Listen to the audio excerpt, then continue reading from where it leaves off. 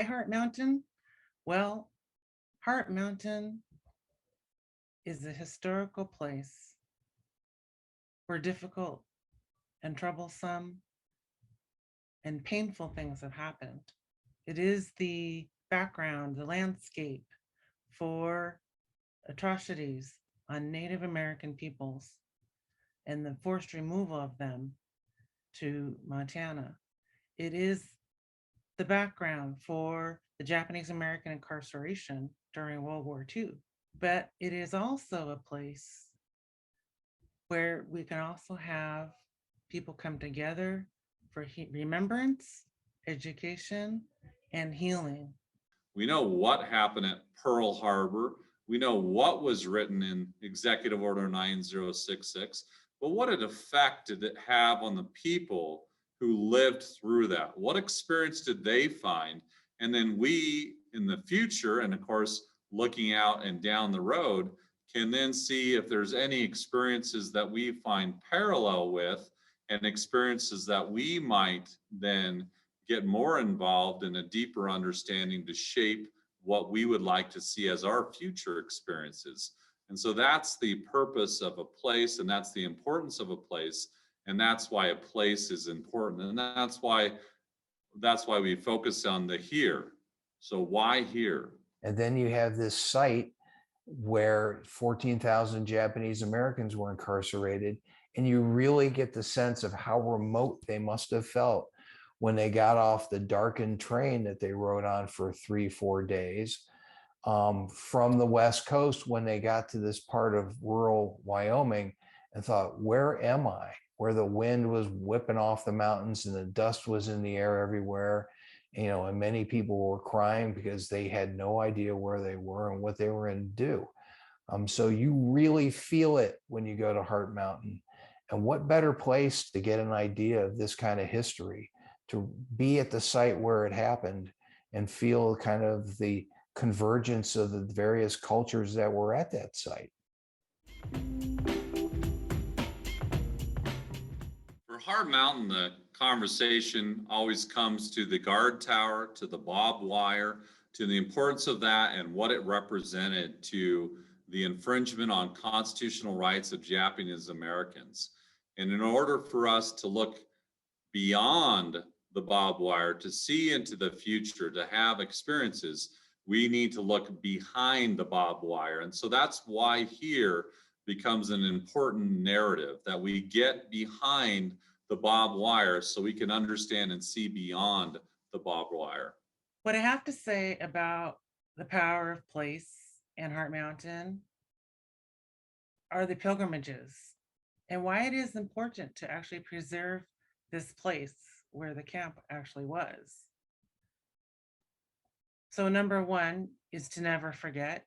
We need to remember this history and to see it there, to know that it was there is really important. To have these actual, we do have an actual barrack that's being restored there. We're restoring the root cellar. It's for me, it's interesting today. It's almost like having the hard proof, right?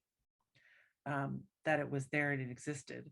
And I know for many of the Nisei that it also means it's something different for them for sure, but it's also a recognition that it did actually happen and it was there and they actually went through this painful experience. We've all often talked about, why would anybody want to go back to Heart Mountain after what had happened? And we find so many, of the Nisei generation and the subsequent generations, the Sansei, the Yonsei, the Gosei, who really want to know more about that part of their lives and their history. And this is, for many people, something that they had blocked out for decades.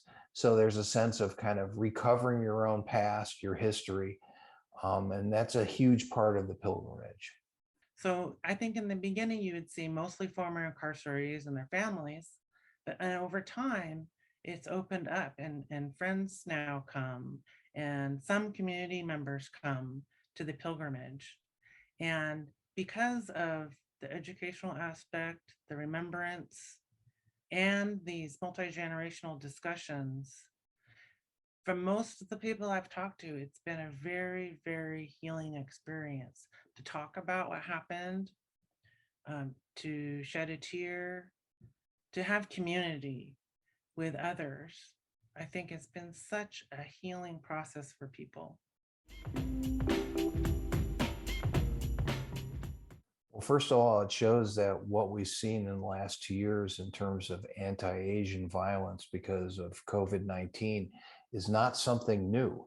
As a matter of fact, one of the exhibits at the Heart Mountain Museum right now is History Often Rhymes, which talks about racism and use of disease, hundred years ago against Asian Americans and what we're seeing now.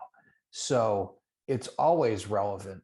And so I feel an urgency every day that, we need to tell this story, but not just to educate, but also to help people to have an empathy and understanding, and to see how this is an element today in our society, and how we do have that potential to make things better, to do the right thing, to help one another, to be there for each other, to work together, and to make a better society. It's possible. We can do it. We have it in our capacity.